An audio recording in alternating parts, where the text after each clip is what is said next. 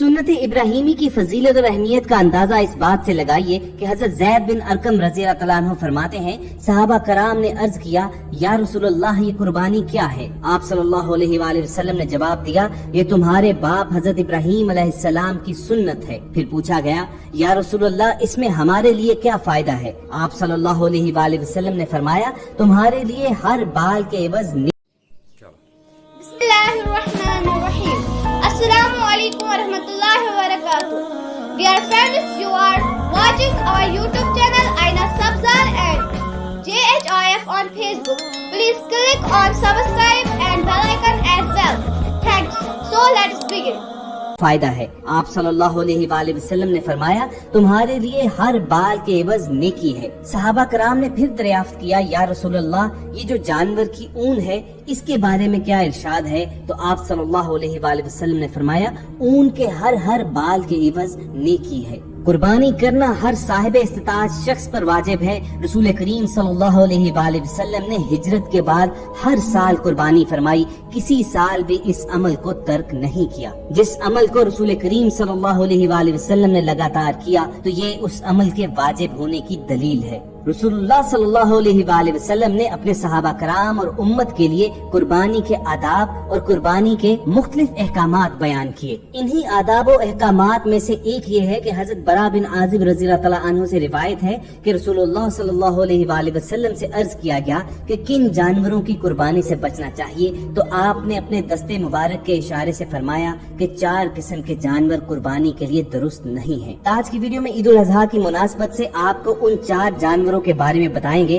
कि जिन्हें रसूलुल्लाह सल्लल्लाहु अलैहि वसल्लम ने कुर्बानी के लिए नापसंद फरमाया है। लेकिन तफसीलात में जाने से कबल आपसे एक गुजारिश करते हैं कि आप रेड बटन पर क्लिक करके और बेल आइकॉन को प्रेस करके हम सबके सब्सक्राइबर जरूर बनिए, ताकि ऐसी मालूमाती वीडियोस आपकी रोजमर्रा जिंदगी का हिस्सा बनी रहे। ख़वातीन और हज़रात, हदीस की बेशतर किताबों में यह मज़कूर है कि हजरत बरा बिन आजिब रज़ी अल्लाह तआला अन्हु से रिवायत है कि आप सल्लल्लाहु अलैहि वसल्लम से यह दरियाफ्त किया गया कि किन जानवरों की कुर्बानी से बचना चाहिए, तो आप सल्लल्लाहु अलैहि वसल्लम ने दस्ते मुबारक के इशारे से फरमाया कि 4 किस्म के जानवर कुर्बानी के लिए हरगिज दुरुस्त नहीं है। उनमें से पहला लंगड़ा जानवर जिसका लंगड़ापन जाहिर हो, उसके बाद दूसरा काना जानवर जिसका कानापन जाहिर हो, तीसरा बीमार कि जिसकी बीमारी जाहिर हो जाए, और चौथा ऐसा लागर जानवर कि जिसकी हड्डियों में गूदा न रहे, वो हड्डियों का पिंजर हो। दोस्तों, बुनियादी तौर पर कुर्बानी के लिए 6 शराइत का होना लाजमी है। पहली शर्त तो ये है कि वो कुर्बानी ऐसे जानवरों में से हो जो घरेलू पालतू जानवरों में शुमार होते हों,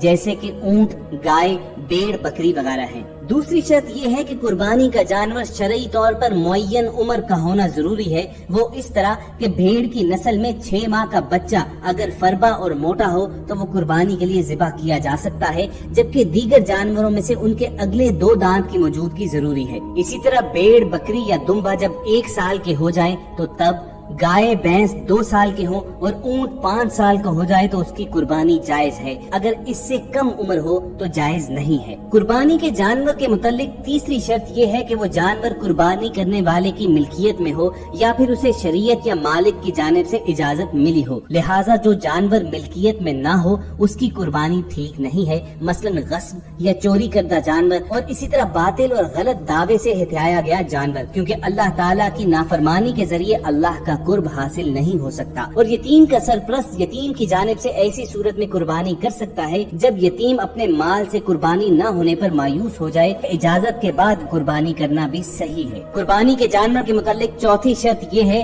कि ये जानवर गिरवी न रखा गया हो, जानवर का किसी दूसरे के साथ ताल्लुक न हो, लिहाजा रहन रखे गए जानवर की कुर्बानी नहीं हो सकती। कुर्बानी के जानवर के लिए 5वीं लाजमी चीज ये है कि कुर्बानी का जानवर 4 ऐसे ऐबों से पाक होना चाहिए कि जिसका जिक्र रसूल करीम सल्लल्लाहु अलैहि वसल्लम के फरमान में आया है कि ये उसकी कुर्बानी होने में रुकावट है। पहला ऐब आंख में वाज़े तौर पर ऐब होना, मसलन जिसकी आंख बहकर धंस चुकी हो या बटन की तरह उभरी हुई हो, या फिर आंख मुकम्मल सफेद होकर कानेपन की वाज़े दलील हो। दूसरा, वाज़े तौर पर बीमार जानवर, इससे मुराद वो जानवर है जिसे बुखार हो, जिसकी बिना पर जानवर घास ना खाए और ना उसे भूख लगे। इसी तरह जानवर की बहुत ज्यादा खारिश जिससे गोश्त मुतासिर हो जाए, या खारिश जानवर की सेहत पर असर अंदाज हो। ऐसे ही गहरे जख्म और इसी तरह की दीगर बीमारियां जो जानवर की सेहत को मुतासिर कर सकती हैं, उस जानवर की कुर्बानी भी जायज नहीं है। तीसरा ऐब है वाज़े तौर पर लंगड़ा होना, ऐसा लंगड़ापन जो जानवर को सही सालम जानवरों के हमरा चलने में रुकावट बने,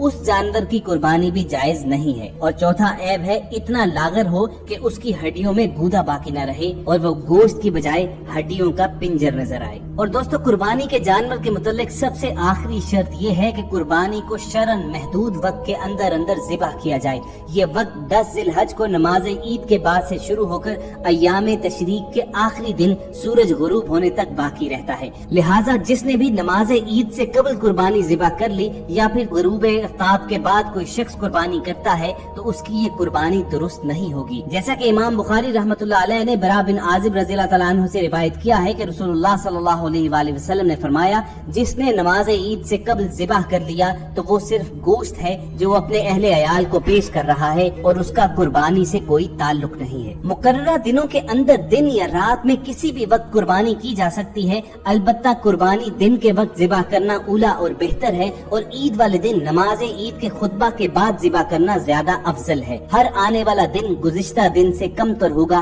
क्योंकि जल्द अज जल्द कुर्बानी करने में खैरो भलाई के लिए सबकत है। तो ख़वातीन हज़रात, ये थी कुर्बानी के बारे में कुछ आदाब अहकामात जो रसूल करीम सल्लल्लाहु अलैहि वसल्लम ने इरशाद फरमाए। हम सब ने आपके साथ उन 4 जानवरों का भी तज़किरा किया कि जिन्हें रसूलुल्लाह सल्लल्लाहु अलैहि वसल्लम ने कुर्बानी के लिए नापसंद फरमाया। ये बात हम पहले भी कर चुके हैं कि कुर्बानी का असल मकसद महज गोश्त खाना या नमूदो नुमाइश और दिखावा नहीं है, बल्कि कुर्बानी हमें ये पैगाम देती है कि हमारे दिलों में ये एहसास और फिक्र पैदा हो जाए कि अल्लाह ताला का हर हुक्म हमारी हर चीज पर मुकद्दम है। हमारी सारी कामयाबियों का मदार अल्लाह ताला के अहकाम को मानने पर है, अगरचे वो हमारी तबीयत, हमारी अक्ल और समाज के खिलाफ ही क्यों ना मालूम हो रहा हो। इसमें हिकमतें और मसलहतें ना तलाशी जाएं, बल्कि सिद्के दिल से इस पर अमल किया जाए। आजकल एक नया फितना खड़ा हो चुका है कि बाज लोग ये राय देते हैं कि कुर्बानी के बजाय रिफाई कामों में पैसा लगाया जाए। रिफाए आमा में रोटी, कपड़ा और मकान वगैरह आता है। इसी तरह रिफाए आमा में ईद के दिनों में गरीबों को कुर्बानी के जानवर का गोश्त दे दिया जाए